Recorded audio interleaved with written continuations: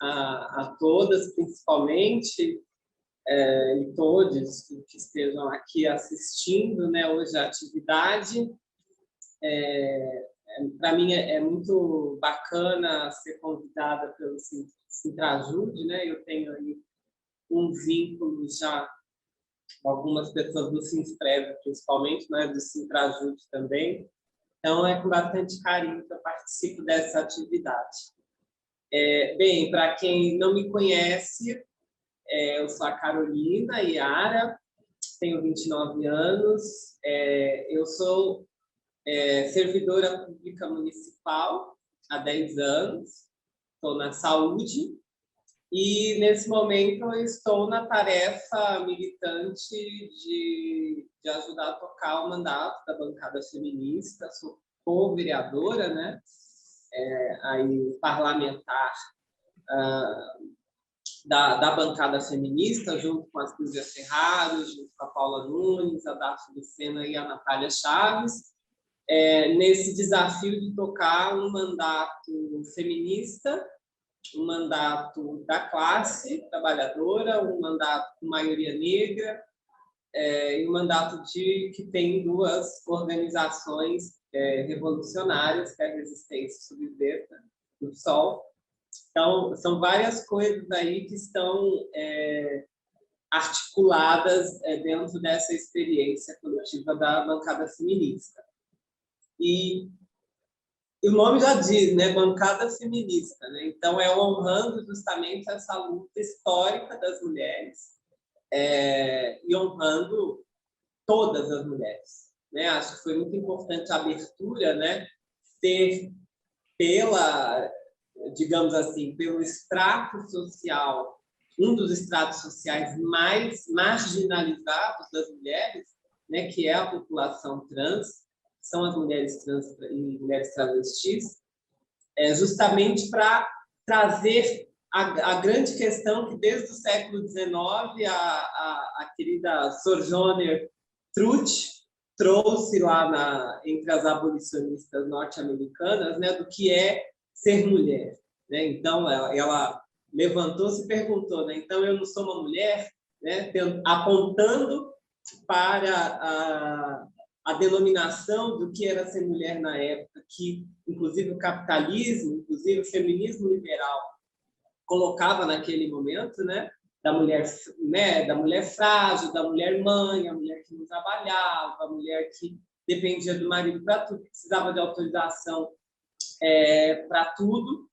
E a Sojourner chegou lá, escrava, negra, virou e falou, então, isso daí que vocês estão falando não tem nada a ver comigo. Sim, meu povo é escravizado, eu sou uma mulher trabalhadora, eu tenho que pegar na enxada, eu tenho músculos, eu assim, não tenho tempo para beleza, não tenho tempo para... Não tem ninguém que abra a porta para mim, não tenho marido para pedir autorização de nada, e eu sou tão mulher quanto vocês. E aí, o que a gente faz diante disso? Ou eu não sou uma mulher? Né? E essa pergunta, ela é muito moderna, né? Porque nós temos vertentes que, ainda como tinham vertentes que negavam a humanidade e a mulheridade das mulheres negras,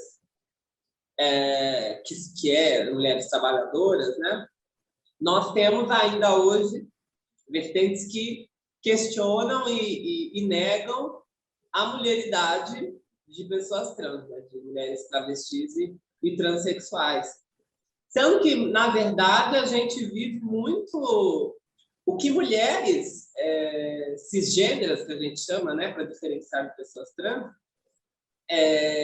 sofreram em outros momentos da história. Né? Eu não sei se todas sabem, mas na Idade Média Europeia, ou a mulher era casada e pertencia a uma família, mesmo que ela fosse serva, né? Ou ela só tinha como caminho a prostituição, né? Compulsória. Não estou dizendo aqui a prostituição, um belo dia eu acordei que quer ser prostituta. Não, é prostituição compulsória. E ainda hoje nós temos um extrato, né, das mulheres, as mulheres travestis, que estão nessa condição de vida, né? Ou bem a família aceita e não expulsa ela de casa aos 13, 14 anos, como foi o meu caso. A minha família não me expulsou de casa. E aí eu transicionei aos 15 anos, né? Eu me percebi uma mulher travesti aos 15 anos.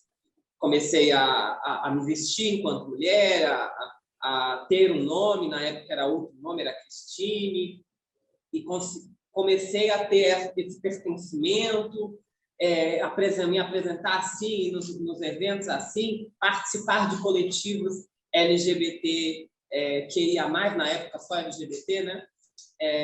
No bairro onde eu vivia, na Fazenda da Juta, em São Mateus. E aos 18, quando eu chego na empregabilidade, eu preciso, digamos assim, voltar a ser gay, digamos assim, para ser aceita no mercado de trabalho. Porque eu não queria ser prostituta, tinha sido uns 2 anos, não gostei, porque é muita violência. E chegando aos 18, eu fui obrigada a voltar dentro do armário para conseguir emprego num hospital católico, Hospital Santa Marcelina, e entrar no serviço público municipal por essa via, depois do concurso. Ou é esse o caminho, né? Da família não expulsou, mas tem todas essas questões que sufocam a experiência e fez eu ter que demorar mais 6 anos para conseguir voltar o meu processo de identidade pública, né? Ou é o processo medieval que as mulheres passavam de serem expulsas de casa, serem expulsas da escola, como aconteceu com a menina de Mogi das Cruzes recentemente, que foi linchada, né, na escola estadual lá. Eu até fui com o pessoal da POS lá, para resolver a situação, né, e também para exigir providências preventivas e na situação. E essas pessoas são obrigadas a ir para a prostituição. São obrigadas a satisfazer os desejos sexuais do patriarcado. E aí são submetidas ao tráfico sexual, que é um dos mais lucrativos do mundo. São submetidas à exploração sexual. Tem a saúde sexual e física completamente negadas, né? O processo transexualizador no SUS, ele é muito difícil de você conseguir. Então, elas vão para as clínicas clandestinas, elas vão para o silicone industrial, elas vão para esse circuito que é financiado por esse tráfico sexual e esse mercado sexual, né? Estamos num capitalismo, portanto, existe um mercado de sexo que acontece. E está aí na grande cidade, que é São Paulo, e em outras grandes cidades também, e tem se interiorizado cada vez mais com o turismo sexual também, como foi muito bem explicitado aí pelo Mamãe Falei, né, indo para a Ucrânia em plena guerra para fazer esse turismo sexual. Então, eu estou trazendo tudo isso para dizer também que não existe esse enorme abismo, essa enorme diferença entre nós, mulheres trans e mulheres travestis, das mulheres cisgêneras em geral, né? Nós, inclusive, estamos mais próximas do que imaginamos. Principalmente as mulheres negras, né? As nossas dores, as nossas lutas, elas são muito semelhantes, né? Da mesma forma que a mulher negra luta para sair do subemprego, da precariedade, né, da faxina somente como compulsória, né, não estar em cargos com renda fixa, com salário, com direitos, né? As mulheres trans e travestis também estão nessa condição, relegadas ou à prostituição, e as que não vão para esse caminho, relegadas ao bico, ao telemarketing, a categorias muito precarizadas e com direitos muito diminuídos, né? Então, quando a gente fala de transfobia, quando a gente fala de mulheres negras, quando a gente fala de mulheres, nós também estamos falando da luta de classes. Nós não temos como separar estas nossas lutas de autonomia do corpo, de existência, de afirmação, de liberdade. Não tem como separar do trabalho. Não tem como separar da luta de classes, porque é isso que nos atravessa diretamente. E uma luta, isso que nos diferencia do feminismo burguês, né, ou do feminismo liberal, como a gente costuma chamar, né? Porque não adianta eu ter duas mulheres trans, sei lá, que vira empresária ou que é chefe de alguma coisa, ou eu ser a primeira parlamentar intersexo, né, que nasceu com os dois sexos do país, ser uma das 30 parlamentares trans. Tá, é importante. Tem a Linda Quebrada lá no Big Brother, por exemplo. Torço por ela, sou super fã, assisto Big Brother, sou do povo, inclusive, não tem essas coisas. Mas tem limites, porque se não há uma emancipação coletiva e se não há luta coletiva, não há progresso nenhum, né? Não muda a vida, não muda a vida de verdade. E só mudou o pouco que mudou por causa das lutas coletivas, das lutas históricas, né? E a gente não pode esquecer que o movimento travesti transexual nasce justamente aqui no Brasil a partir da luta de resistência contra a ditadura, né? Com o Grupo Somos, né, que foi se desdobrando, e as mulheres lésbicas saem do Grupo Somos na década de 70 por conta do machismo dos gays, né? E aí logo em seguida saem as mulheres trans e travestis também por causa do machismo, e ali o princípio da então Associação de Travestis e Liberados da época, né? Então, colaborando aqui com o que foi trazido, né, de que é moda agora, essa coisa de pessoa que é queer, a pessoa que nem é homem nem mulher. Assim, na década de 70 para 80 já tinha os liberados, que eram essas pessoas que ou se montavam na nossa gíria, né, ou se arrumavam, se caracterizavam para fazer a pista, né, fazer a prostituição, ou eram as pessoas que nem eram homem nem mulher, elas já estavam lá, elas sempre existiam, inclusive. Desde 1500, a primeira pessoa a ser assassinada por extirpação, por extirpação, degolação e apresentação dos seus restos mortais ao redor de Salvador, foi Chica Manicongo, em 1594, que era justamente uma cudina que veio do Congo, e não era nem homem nem mulher, e exigia que se chamasse ela de Chica, a cidade inteira chamava ela de Chica, o dono, né, entre aspas, o senhorio dela, tinha ela como escrava sexual, e aí a igreja assassinou ela depois de 10 anos, depois que se escandalizou, né, depois que o Tribunal de Santo Ofício a descobriu, porque a cidade já sabia que ela existia. Então, dizer que é moda, assim, dizer que ser mulher é moda também, né? Assim, é algo que a gente precisa, de fato, trazer para o debate, trazer aí para a elucidação, né? E só mudou, ou seja, só foi possível que eu estivesse aqui hoje dentro de uma organização de esquerda, dentro de uma categoria organizada, dentro sendo aceita na família, sendo uma parlamentar, um mandato coletivo. Só é possível isso hoje porque teve todas essas lutas antes, porque se constituiu a Astral com a ajuda de feministas, com a ajuda de entidades da esquerda, assim como foi com a ABGLT, Associação Brasileira de Gays, Lésbicas e Transexuais.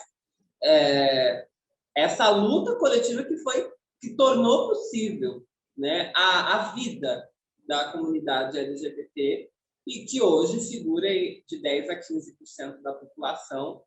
E assim, a gente sabe que são estimativas, né, porque muita gente fica no armário, muita gente não sai, muita gente não declara, Não, o IBGE, eu vi a Jerusa por aqui, que é do IBGE, ela sabe muito bem que o IBGE não faz censo sobre diversidade de gênero, sobre sexualidade, não faz pesquisa sobre isso, muito menos agora no governo Bolsonaro, não faz a PNAD contínua sobre violência doméstica sobre mulheres está sob ataque, o censo está sob ataque, então fica difícil a gente saber, né, a real, né, a realidade concreta, em números.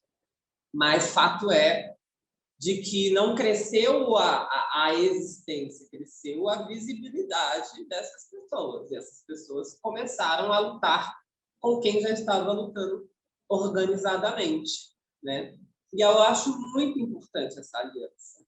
Muito importante essa aliança entre explorados e oprimidos, entre população negra, população indígena, né? População ribeirinha, população quilombola, com as entidades tradicionais da classe trabalhadora, com os sindicatos, com as frentes, com os movimentos populares.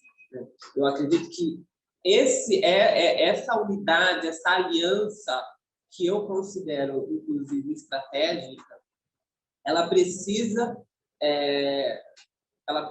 cada vez mais florescer. E nós precisamos ser os fiadores, as fiadoras dessas lutas, né?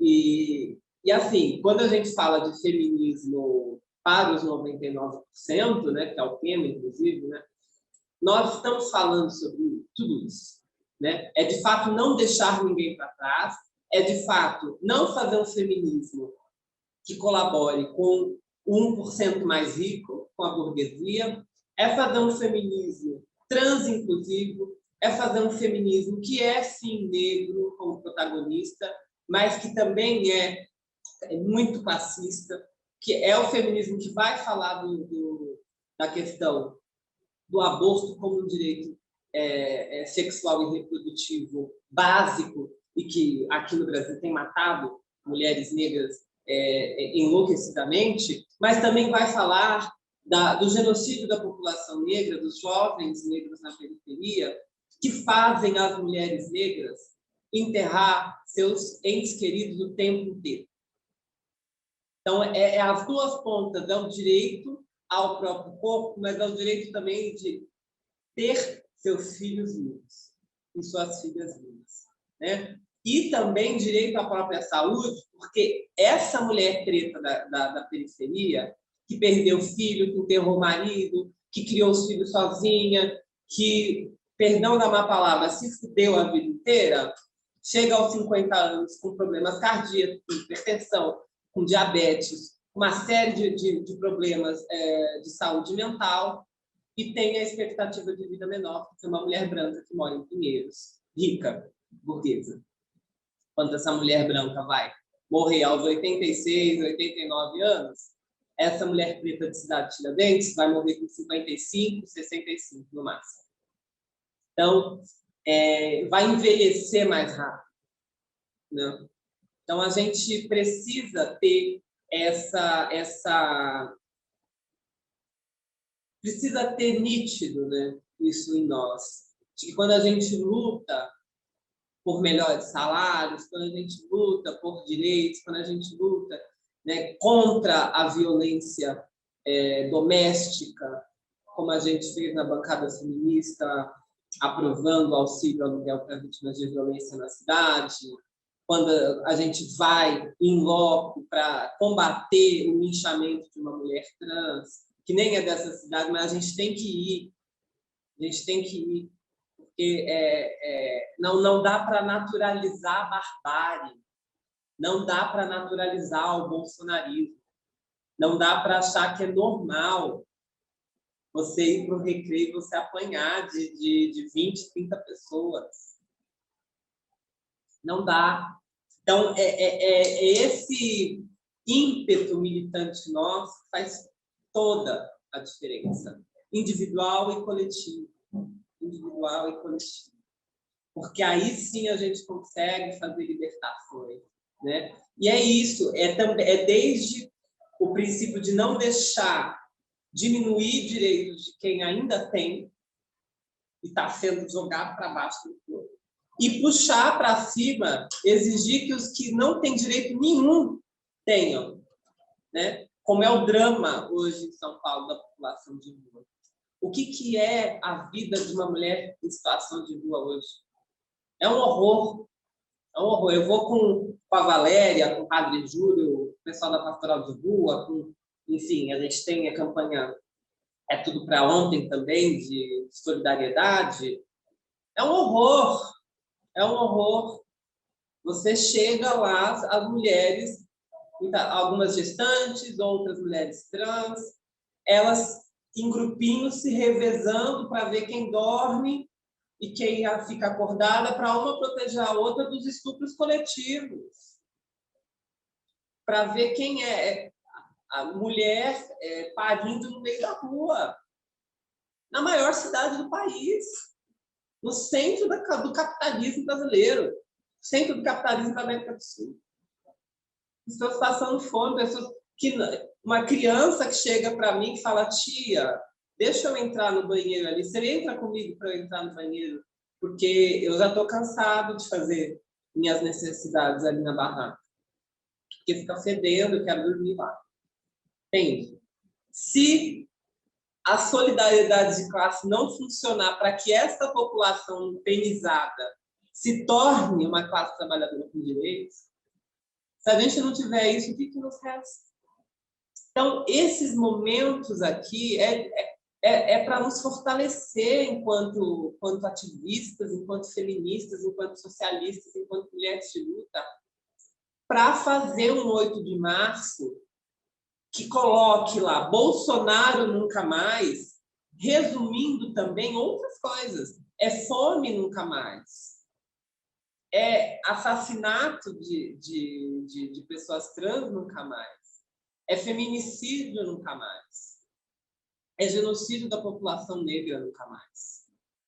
É Jacarezinho nunca mais. É Pinheirinho nunca mais. São essas coisas que nós precisamos, e a gente faz, não estou dizendo que a gente faz, mas a gente precisa cada vez ir mais além, né? E eu estou dizendo isso porque nós estamos no momento, eu já vou indo para o encerramento da minha fala, nós estamos num momento muito delicado, 3 minutinhos para encerrar, obrigada, que essa coisa de derrotar, a tarefa zero, né, derrotar o bolsonarismo. Derrotar primeiro o Bolsonaro, depois o bolsonarismo, né? E, infelizmente, isso acabou indo só para a via eleitoral, né? No entanto, a gente não pode cair nas armadilhas de rebaixar demais o nosso programa.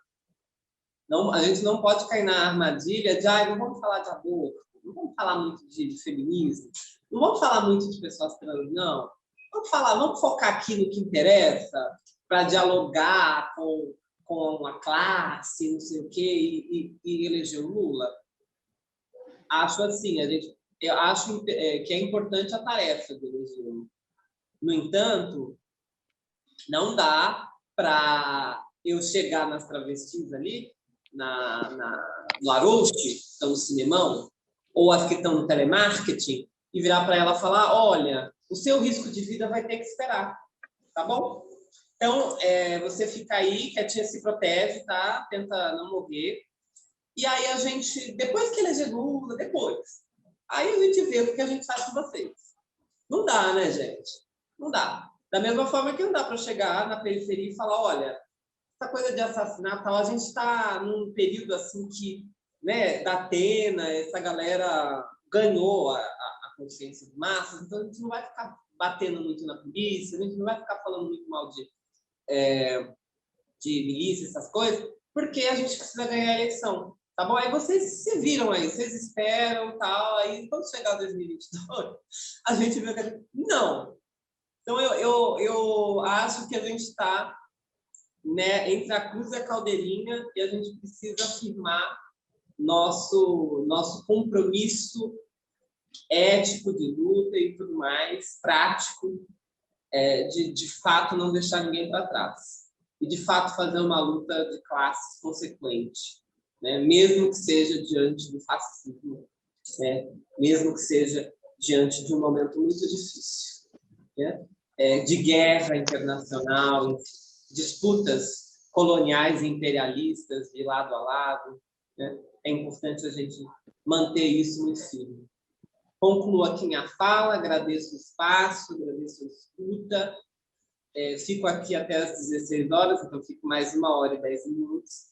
E agradeço imensamente. Axé, abraço. É um pouco mais breve, então não se importe se ficar muito curtinho. Então, eu vou me apresentar para todo mundo formalmente. Sou Mariana, então tenho 29 anos também. Sou formada em Ciências Sociais pela Unicamp, Ciências do Mar pela Unifesp e atualmente estudo Pedagogia. Então, como ela já falou, eu trabalho como servidora pública no município de Olímpia. Eu sou autista, sou bipolar, tenho altas habilidades de superdotação, além de ansiedade generalizada. Depois vocês vão entender por que eu estou falando isso, mas tem um motivo.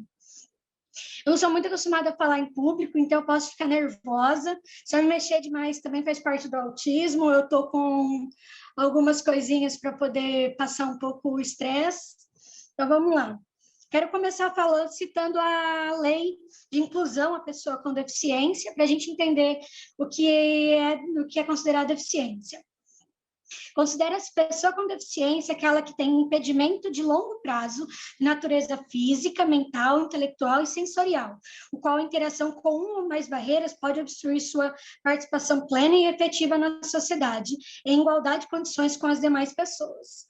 O autismo é uma deficiência psicossocial que, por valor de lei, é considerado como deficiência também.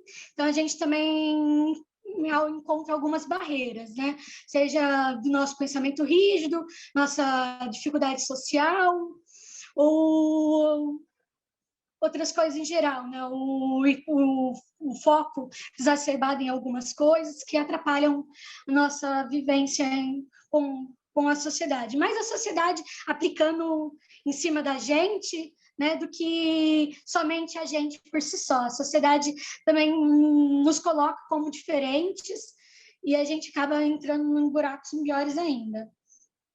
Então, vamos lá, eu vou falar um pouco da minha vivência agora. Então, eu tive meu diagnóstico tardio, com 27 anos. Então, eu vivi a minha vida inteira não me encaixando em lugar nenhum, sendo dada como estranha, diferente, como se nada eu me sentia à vontade, né? O barulho era ruim, a luz era ruim, mas eu achava que isso tudo era normal. Quando eu descobri o diagnóstico, por exemplo, eu descobri que ninguém olha para a luz e tem choque, e tem coisa. Eu descobri que isso não era comum, não era normal. Então, foram diferentes.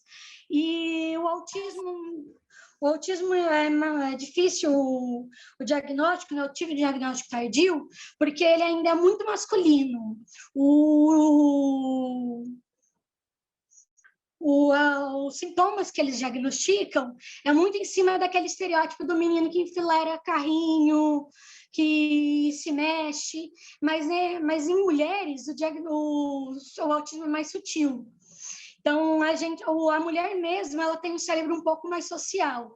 Então, a gente aprende a mascarar o autismo muito mais cedo. Então, a gente aprende aquele negócio, senta direito, pega, faz isso. A gente é muito mais levado ordens do que o menino. Então, a gente aprende a esconder algumas coisas que são mais diferentes. Então, por isso, o diagnóstico tardio é muito comum entre mulheres. Até hoje, né, de cada 3 pessoas, de cada 3 meninos, uma mulher é diagnosticada com autismo. Já foi muito maior, né, porque ele era dado como um transtorno predominantemente masculino. Então, hoje, cada vez mais está diminuindo e a tendência, né, é ficar pareado. E lembrando que há um subdiagnóstico de pessoas negras, trans e não binárias. Também está um subdiagnóstico aí pelo falta de acesso a médicos dessas pessoas e a necessidade que elas têm de mascarar mais ainda do que nós, mulheres brancas. Então, a minha vivência como mulher foi muito diferente. Da parte, entre outras autistas, eu sou bem parecida, entre outras mulheres é bem diferente. Eu não tinha interesse em nada que era do universo feminino, então eu tive sempre amigos homens, eu preferia ficar sozinha. Eu fui usando algumas coisas, por exemplo, maquiagem forçada, aí virou um hábito, aí eu demorei para tirar esse hábito que eu não precisava, não me deixava à vontade, mas eu me obrigava a fazer, porque era a necessidade de entrar. Minhas habilidades de comunicação recíproca sempre foram um problema. Ou eu falava demais, ou eu falava de menos. Então, isso eu nunca consegui um meio termo. E aí também, quando eu estava muito ansiosa, muito feliz, aí já era mal visto, que eu já era uma menina muito barulhenta. Se eu estava muito calma, eu estava muito calma. Eu nunca tinha um meio termo. Além da falta do tato social, né, não entendendo piadas, ou sendo muito formal, ou falar o que não podia, né, também me dava uma imagem de inocente, de boba. Então, isso também foi um certo problema na minha vivência como mulher, né? Agora eu vou falar um pouco do capacitismo mesmo. O capacitismo é toda e qualquer forma de discriminação com a pessoa com deficiência. A discussão é recente, né? Cada vez estão sendo mais abrangidos, então por isso que é importante esse espaço, que a gente possa estar discutindo isso. Às vezes as pessoas são capacitistas sem muita intenção, por ainda falta de educação mesmo. Por exemplo, o termo retardado. Retardado era um diagnóstico antigo, né, de deficiência intelectual. Então, você não pode, né? O termo surdo-mudo, aleijado, todos esses termos são capacitistas, não são mais, e a gente espera que não sejam mais utilizados a longo prazo. Nos últimos anos, né, a gente teve primeiro, a discriminação, né, já começa em algumas coisas bem cedo, né, seja na escola, com matrículas negadas. Eu não achei que ele ia fazer. Opa.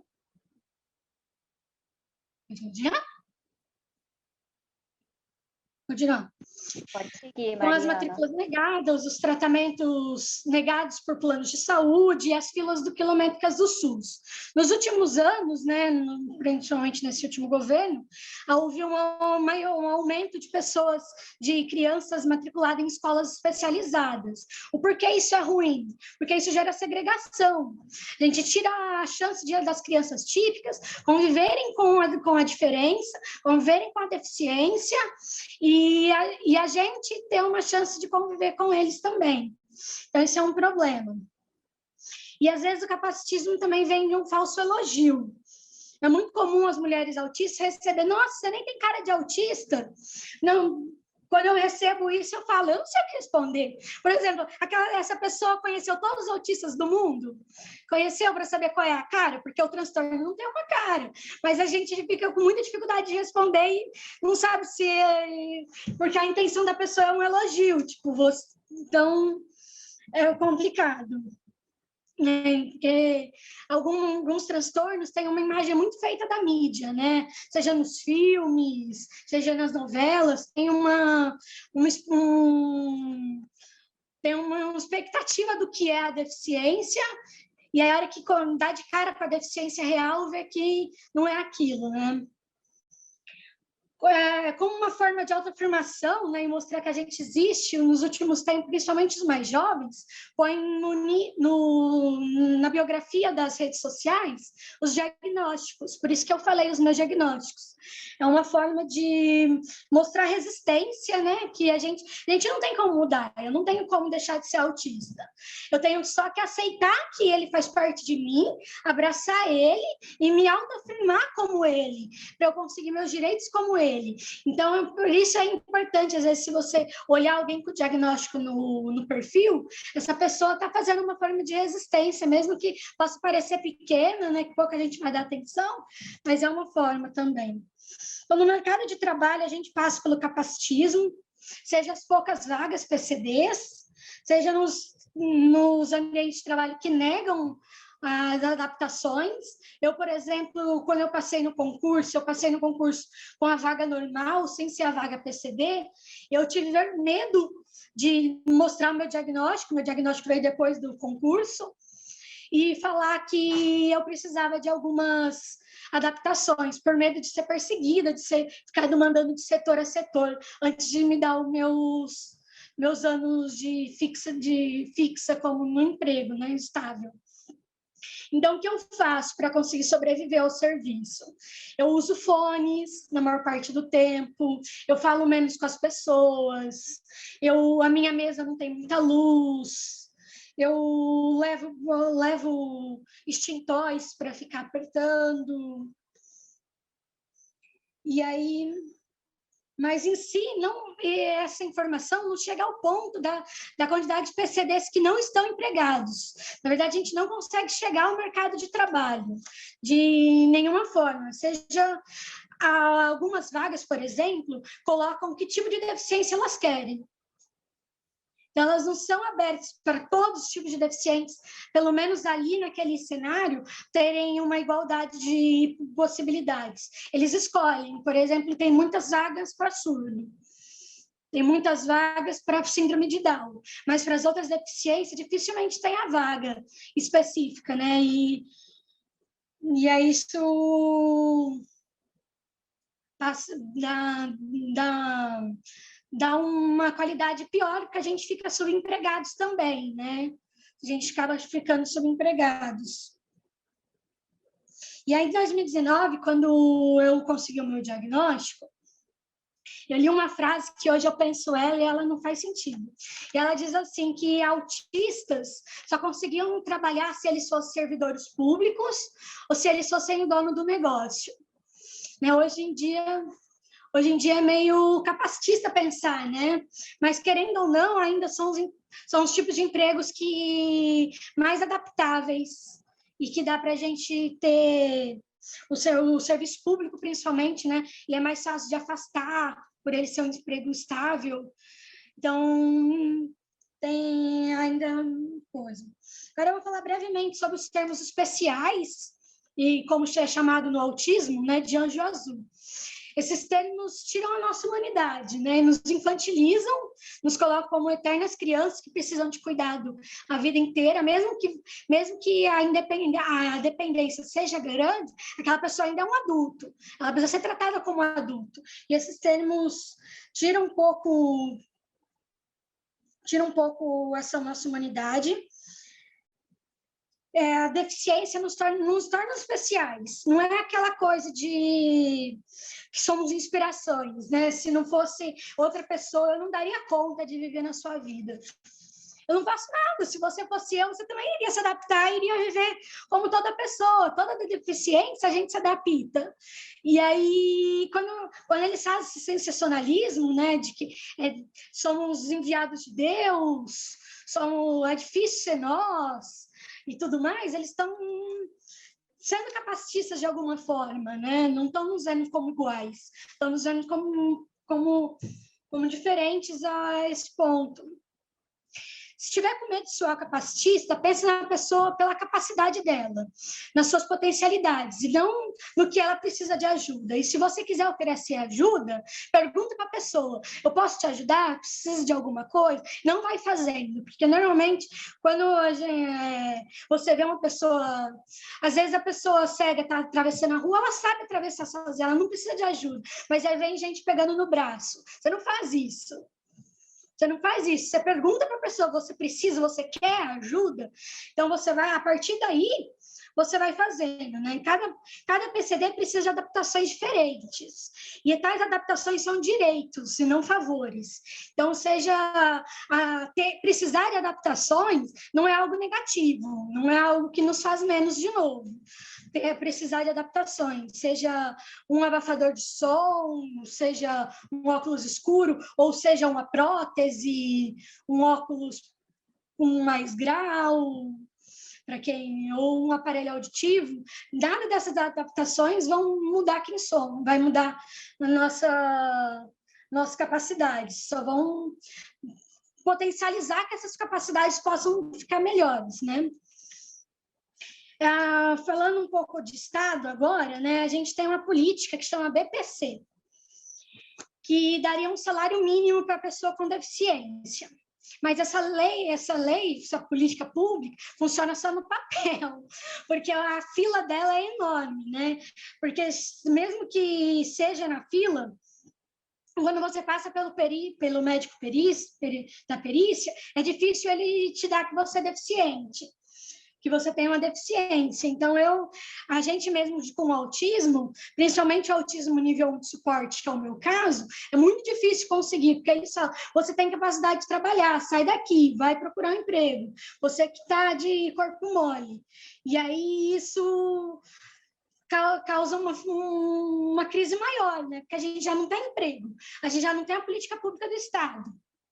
Então, vai um problema levando ao outro, e né, a gente tem falta de política pública para quando o cuidador morre.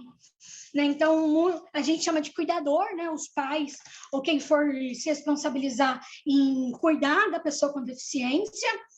E normalmente, no Brasil, depois que essa pessoa morre, não tem nada que ajude ela. Ela não tem, por exemplo, em alguns países fora do Brasil, não, isso foi redundante, tem casas públicas, né, que a assistente social vai lá ver como estão essas pessoas.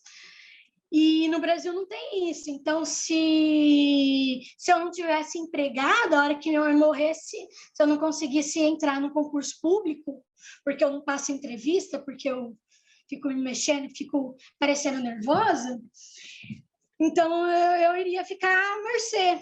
E é o que acontece a muitos com deficiência por aí, ficam à mercê do Estado, né?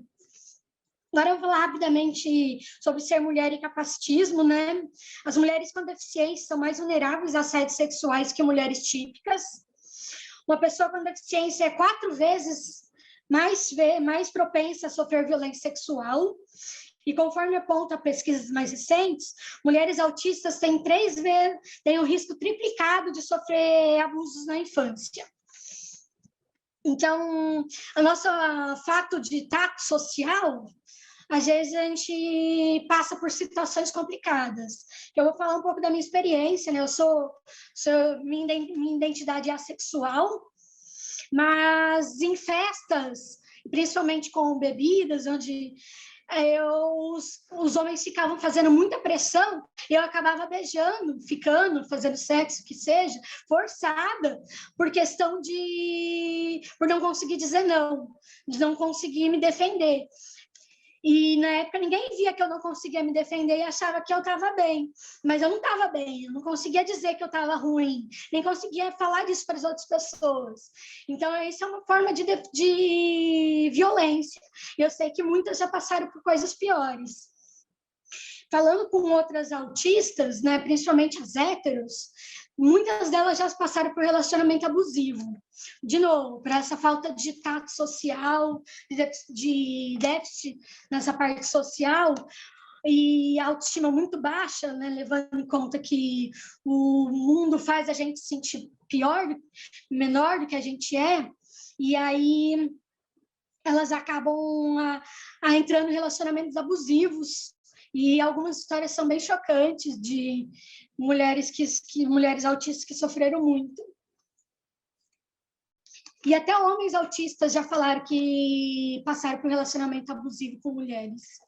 Então, é um pouco da própria deficiência que deixa a gente um pouco à mercê quando a gente vai para esse mundo. Durante muitos anos foi aceito a esterilização compulsória de pessoas com deficiência. No Brasil se fazia nos manicômios, eles internavam as pessoas com deficiência e a hora que elas entravam, eles já faziam a esterilização.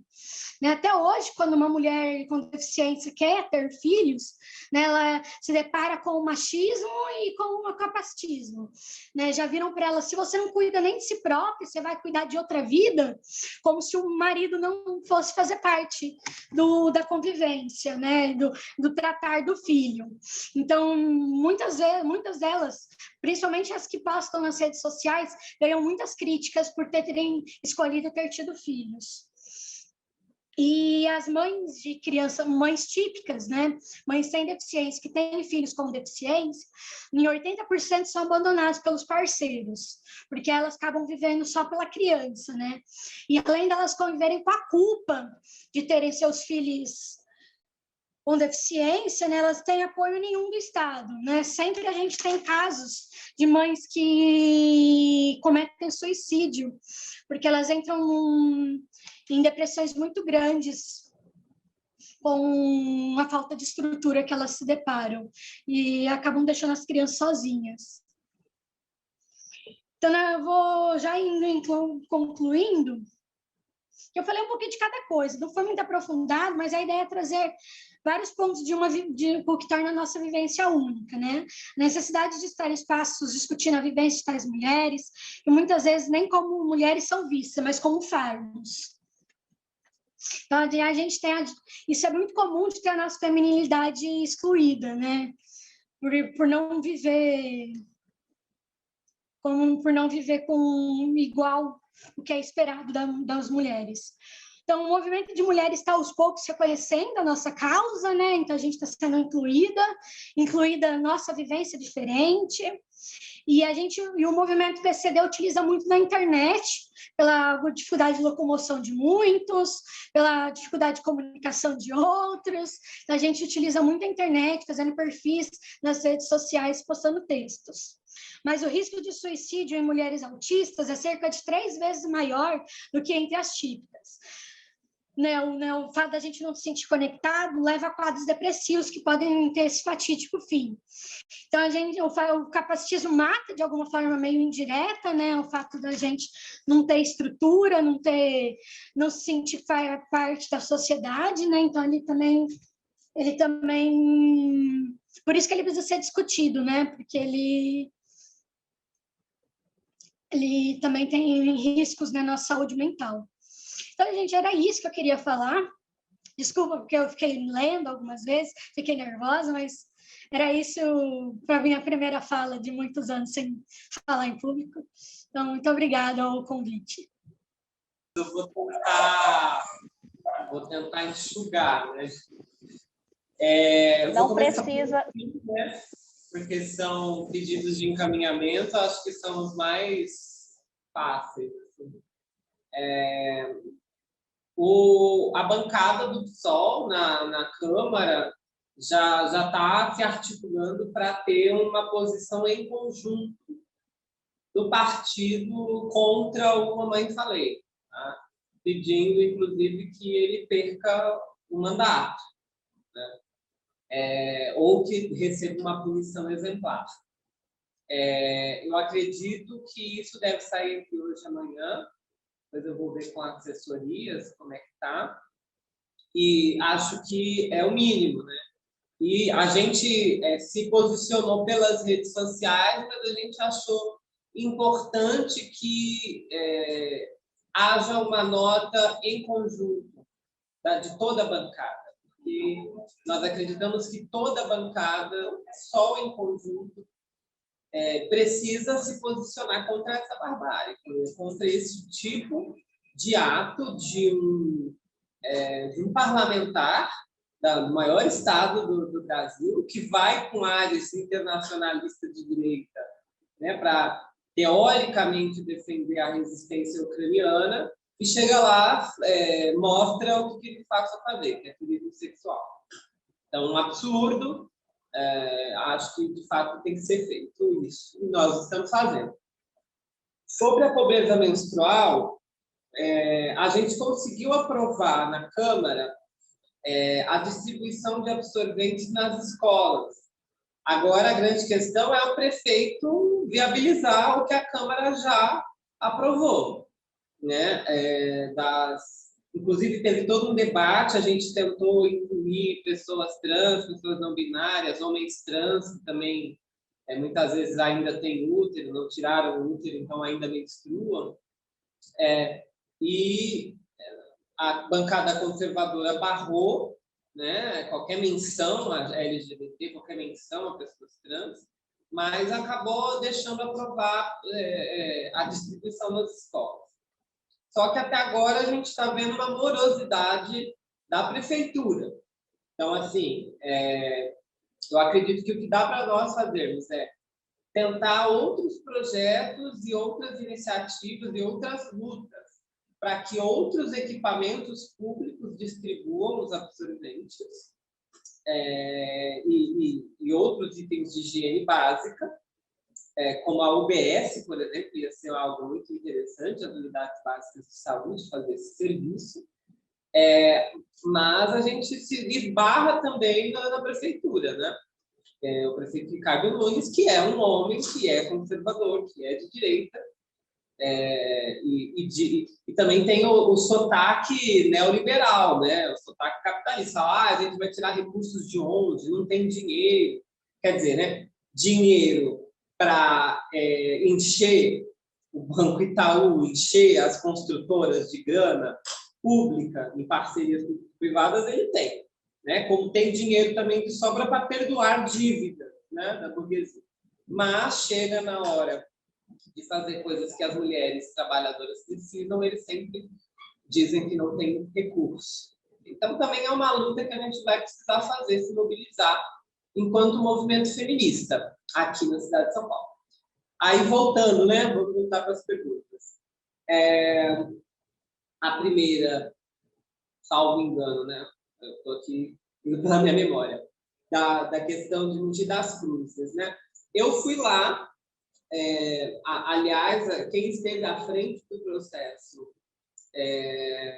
digamos assim, parlamentar e político, foi Érica Malunguinho, deputada, e eu, pela bancada feminista, fui até lá com o camarada da Resistência, que é da POF, o Richard, e nós fomos até Mogi das Cruzes, nos encontramos lá também com a vereadora Inês Paz, que é a vereadora de Mogi pelo PSOL, que também nos ajudou bastante a tentar, primeiro, uma reunião com a diretoria do ensino, com a escola, né, e com a própria Secretaria de Educação. Depois acabou tendo acesso à chefia de gabinete, assim, às pastas da Secretaria, mas também só teve tudo isso porque teve muito barulho antes, né? Porque o tweet que eu dei, um dos primeiros tweets sobre o assunto, né, eu coloquei no meu Twitter, rendeu 26 mil compartilhamentos e curtidas e virou um assunto, e as pessoas começaram a se mobilizar, começaram a bater muito na Secretaria de Educação e começou a ter protesto. A gente foi protestar na frente da diretoria de ensino do Mogi das Cruzes para sermos recebidos pela dirigente de lá, a Estela. E o que dá para perceber é que Mogi das Cruzes é uma cidade super conservadora, mais conservadora do que São Paulo até, e não fala da educação sexual e de gênero. Então, enquanto a gente não tiver também uma educação pública que fale sobre a igualdade de gênero, que fale sobre a sexualidade, que fale sobre o que é ser mulher, o que é ser homem, o que é o estupro, o que é a violência sexual, enfim, o que é o corpo, o que é o desejo. Enquanto a gente não tiver isso, a gente vai passar por esse tipo de situação, né?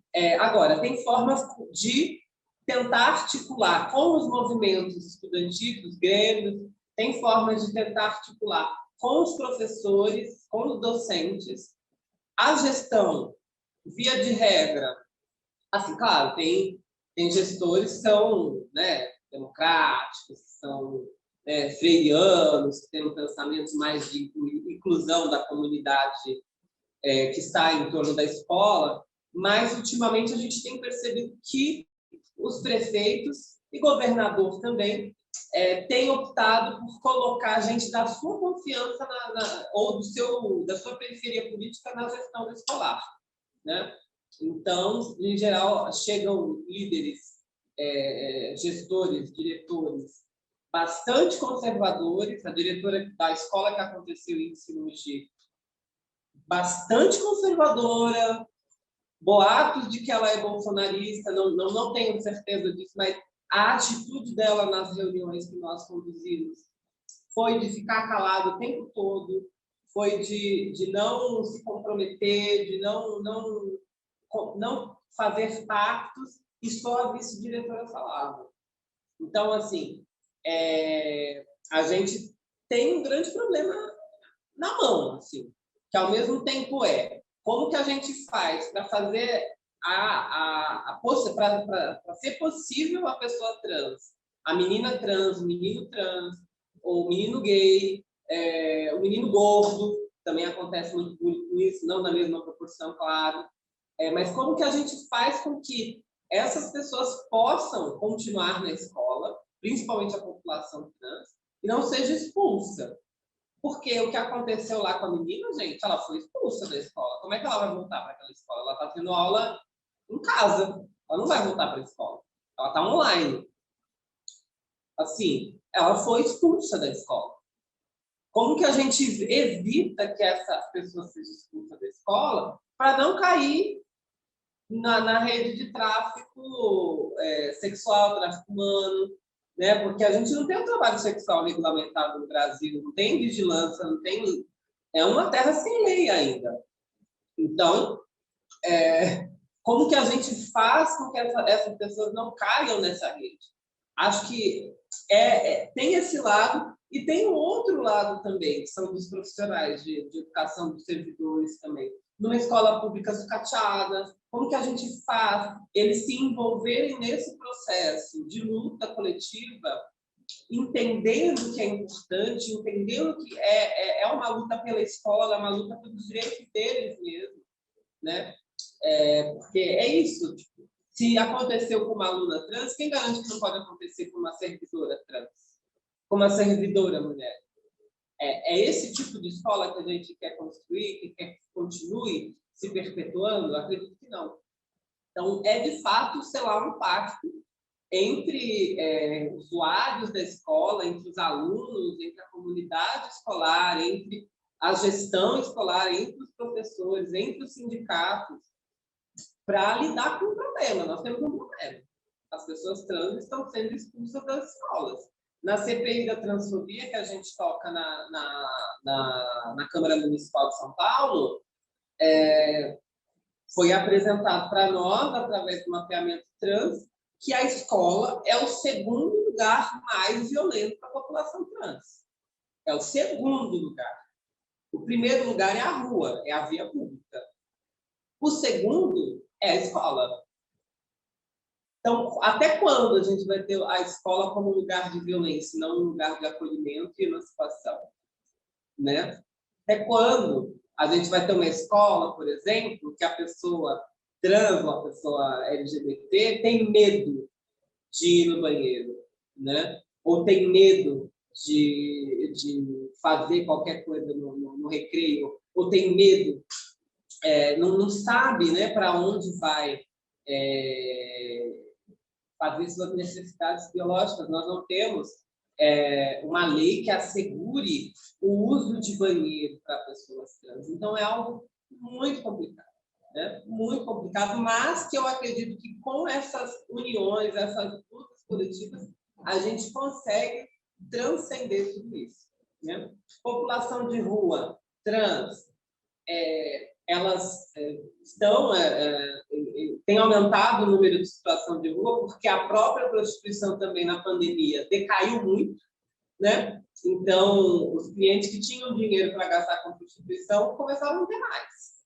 E aí elas também foram para a situação de rua, né? Então, é algo muito terrível que tem acontecido com a população trans de rua, no sentido de total abandono, né? De drogadição, enfim, não ter onde dormir, ter que se agrupar entre travestis ou arranjar um companheiro também em situação de rua para se proteger, né? É assim que elas têm vivido na situação de rua. Já deu tempo, né? Mas pode concluir o seu raciocínio, Carol. Certo. Se quiser fechar, pode fechar. Certo. Aí tem as outras perguntas que, enfim, eu não vou conseguir me aprofundar nelas. Eu acabei me aprofundando muito na questão da educação, porque eu acho que é Primeiro a moradia, depois a educação, né? Como elas são expulsas com 14 anos de casa, então eu falo elas porque é a realidade mesmo muito das mulheres trans e travestis. Homens trans vão ter outras particularidades, vão transicionar mais tarde, vão sofrer outras questões também muito ruins, né? Mas tem uma outra realidade. E aí, quando elas são expulsas de casa, automaticamente elas vão ser expulsas também da escola. Então, são os dois lugares assim que começa a grande exclusão das mulheres trans e travestis. Então, acho que tem que ser o nosso foco primeiro, né? Tanto é que tem um programa Transcidadania que precisa ser ampliado, precisa ser, ter mais vagas, aumentar o tempo, né, de bolsa para essas travestis. E eu acho que precisa cada vez mais florescer, né? Acho que é isso. Olha, a via parlamentar é só mais uma via de luta, né? Eu não tenho ilusões com o parlamento. Assim, eu vejo o parlamento como uma trincheira de luta, um palanque de visibilidade para os socialistas, as socialistas e feministas, e também como um polo aglutinador de apoio mesmo, né? Apoio aos movimentos, apoio às entidades da classe, um polo mesmo de luta. Então, tem sido este o meu foco, essa a minha experiência, né? Tem sido uma experiência que eu costumo dizer que é de amor e dor, pessoalmente falando, né? Porque seguramente eu sou uma das parlamentares mais atacadas dentro da Câmara Municipal. Então, eu iniciei a minha vida enquanto parlamentar no mandato coletivo da bancada feminista com um atentado. Então, minha casa foi alvo de bombas de efeito sonoro para me assustar e me obrigar a sair de casa, né? Enfim. Depois, ataques, ameaças virtuais, ameaça do cara que invadiu o gabinete da Erika Hilton, dizendo para mim que eu merecia tudo que há de pior, que eu merecia... enfim, em outras palavras, falou que eu merecia morrer porque eu vivo com HIV. Né? Então, também o fato de eu ser uma mulher trans também se atravessa com o fato de eu ser negra e o fato de eu ter com HIV. Isso tudo incomoda demais a extrema-direita, né? Incomoda demais esses caras. Então, eles me pegam para ser o grande espantalho político deles de ataque mesmo, né? Do tiro ao alvo. Então, assim, foi algo muito terrível nesse sentido. E tem sido ainda, né?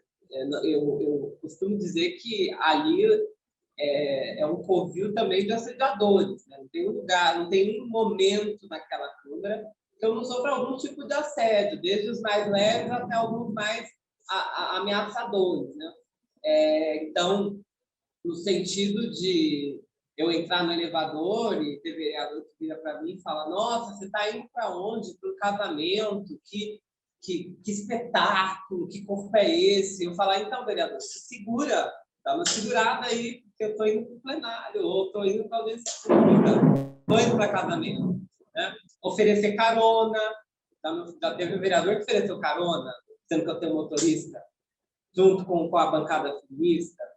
Já teve vereador que perguntou se eu não ia descer para ir no gabinete dele, esses dias atrás, vereador de extrema-direita, inclusive. E aí eu fui obrigada a falar: então, meu andar é 3 acima, né? Assim. Então, é um tipo de machismo em cima de mim, e o fato de eu ser uma mulher trans faz com que eles achem que eu estou ali pronta para satisfazer os desejos deles, que é o que a Fausta estava dizendo, né? Sobre esse desejo dos homens brasileiros e dos homens em geral, né, no mundo todo, com o corpo da mulher trans, de achar bonito, de achar muito sensual, de procurar na pornografia, de procurar nas noites, nas baladas ou na prostituição e publicamente rechaçar. Publicamente, para mostrar que é homem, tem que xingar, tem que falar mal, tem que apontar, né? E esses parlamentares brancos, ricos, eles têm a mesma mentalidade. E eles acham que as que chegaram lá, negras e trans, estão lá para servi-los, mesmo sendo vereadoras, olha só. Então, é muito importante a gente também pontuar essa luta diária que nós temos dentro do parlamento. Quer tomar água, né? Porque falar dessas dores não é algo fácil. Mas, ao mesmo tempo, também tem sido uma potência muito grande, porque a gente consegue fazer a luta dentro e fora do parlamento. Então, isso dá força. Né? O fato de eu não estar sozinha, de eu estar com outras mulheres no mandato coletivo, o fato de eu estar numa organização socialista, o fato de ter uma rede de apoio, isso tudo fortalece a luta, né? E não há nada mais gratificante para mim do que participar das grandes lutas da classe, do que ter participado da resistência contra o horror que foi a reforma da Previdência Municipal, que vai me atingir, eu, servidora, vai deixar eu trabalhando até mais tarde, até os 70, né, que é compulsória. Né? Lutar contra a transfobia, estar numa CPI da transfobia, ter essa visibilidade e essa autoridade de ir até uma escola e sentar com a comunidade, sentar com o secretário e falar, e aí? Vocês vão ficar matando a gente até quando? Né? De chegar as visitas que a gente faz aos centros de população de rua, né? em unidade de ação, né? com o PT, com o Suplicy, enfim. E também articulando as lutas, fazendo construção partidária, fazendo construção dos movimentos sociais, alguns, né, culturais da periferia, que eu tenho bastante vínculo, né, que eu vim de lá, eu vim dali, movimento popular. Não há nada mais gratificante do que poder ajudar a luta desses movimentos, desses coletivos, desses territórios, seja na regularização fundiária de favelas, né, de conseguir regularizar as moradias desses trabalhadores, como também de conseguir ajudar com emenda parlamentar em centros culturais que estão atendendo às lutas daquele território.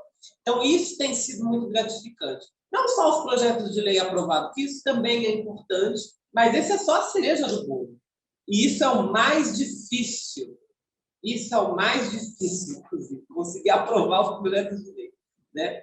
Então, assim, aprovar um projeto de lei para auxílio aluguel para vítimas de violência, conseguir aprovar o programa de combate à violência obstétrica, conseguir aprovar outros projetos de lei, como foi o Fundo Municipal de Combate à Fome, que a gente fez em coautoria, né? Nós somos coautoras da Érica Hilton. Isso foi, assim, uma puta de uma vitória, né? E muito esforço, muito sangue. Só que tem muita coisa que não vai passar na lei. E aí, como é que você faz? Você tem que usar os outros mecanismos que o parlamento atribui para você fortalecer a luta. Né? Tendo fé na luta.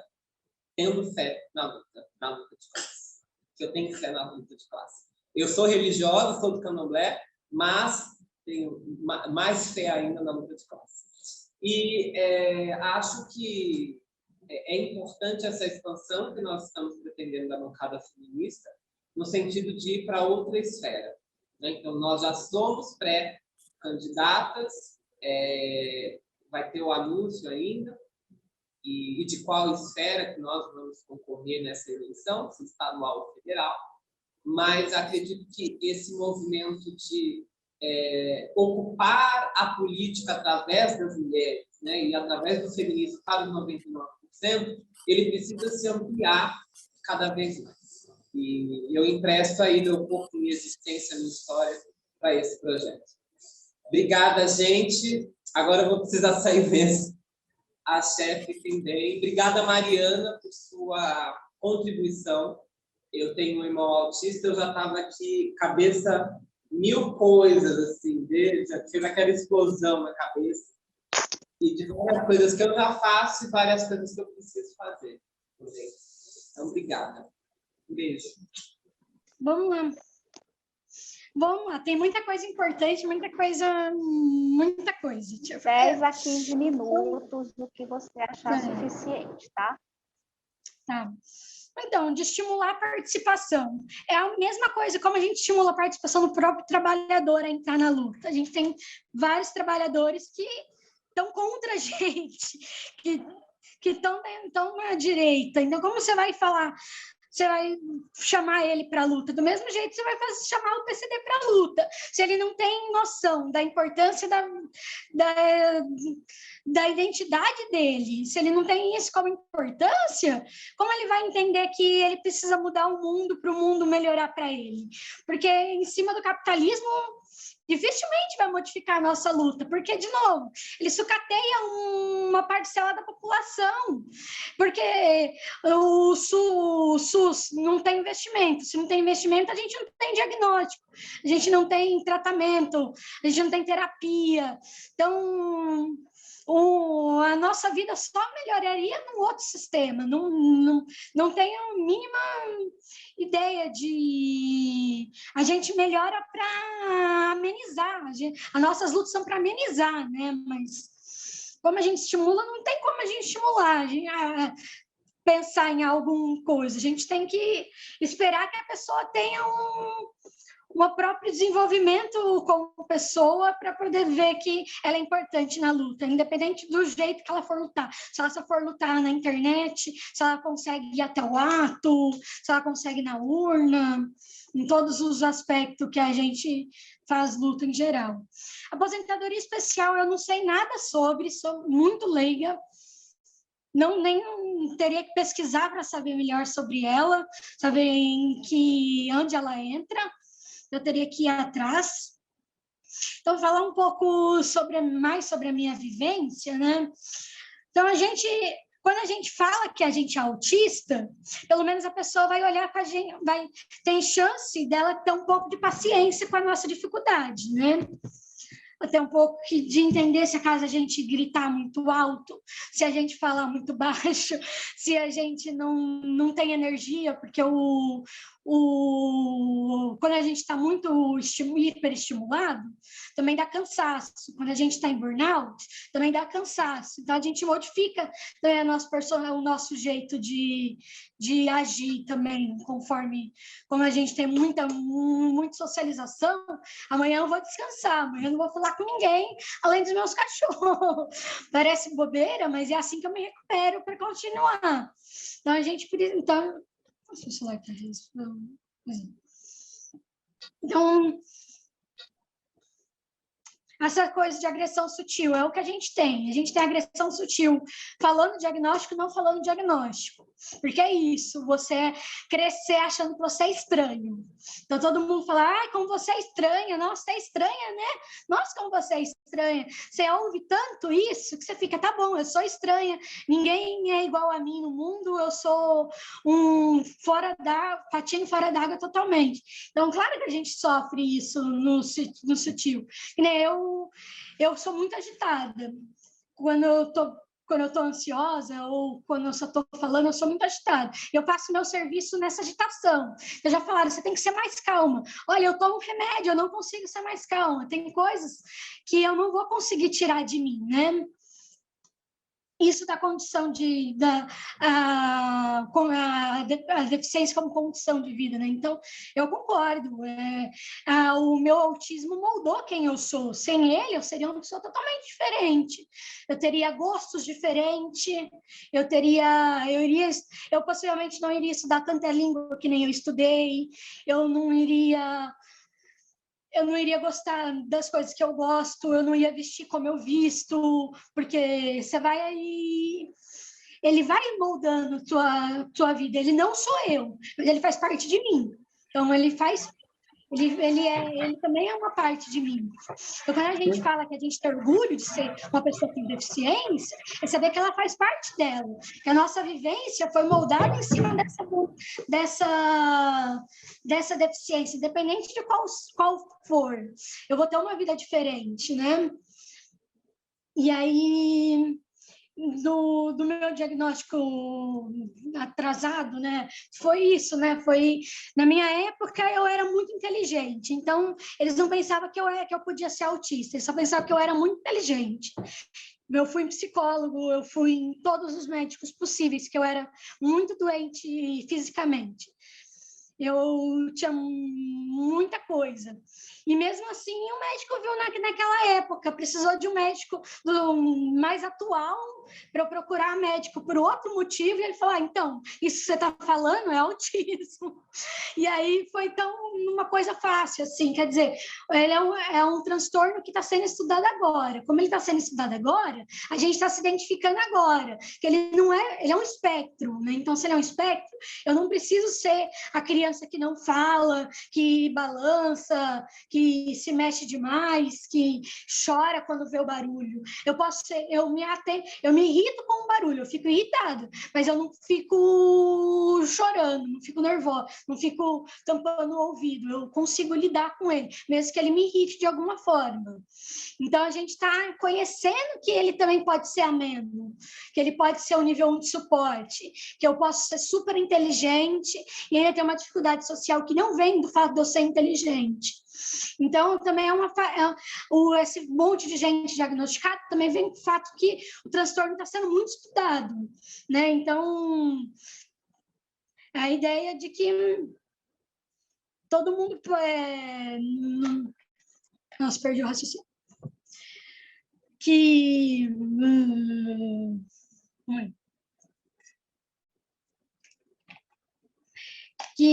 conforme a gente vai mais estudando outros transtornos, a gente também vai descobrir, né? O cérebro é diverso, então é comum o cérebro poder ter uma formação diferente, né? O autismo não deixa de ser um jeito do cérebro funcionar diferente.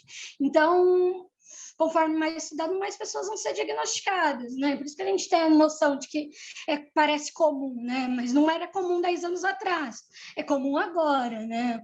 E mais gente está sendo subdiagnosticada. Na comunidade internacional, lá nos Estados Unidos, onde o acesso a médico é muito difícil, as pessoas se autodiagnosticam como autista, e dentro do movimento autista, isso é normal. Tem sérias problemáticas, né, de como assim eu tenho os transtornos sem o médico falar, mas eles alegam que eles não têm acesso a medicamentos. No Brasil não tem esse costume porque a gente tem o SUS. Então demora, mas a gente passa por um médico em algum momento. Mas ainda tem... Eu só vou agradecer a todo mundo aos elogios. Muito obrigada por terem gostado tanto, por terem participado e feito perguntas. Acho que é isso, né? Faz pauta do sindicato também, porque vocês têm pessoas PCDs. Então, como entender o que elas precisam, né? Porque às vezes elas não vão falar o que elas precisam, então vocês podem se adiantar e saber que eles precisam, né? E saber como tratar melhor o outro, conseguir... Esse passinho de formiguinha mesmo é um termo pejorativo que a gente já tira do nosso vocabulário, já é uma pessoa menos que a gente vai ferir. E isso também, como instituição política, também é importante, né? Bem importante.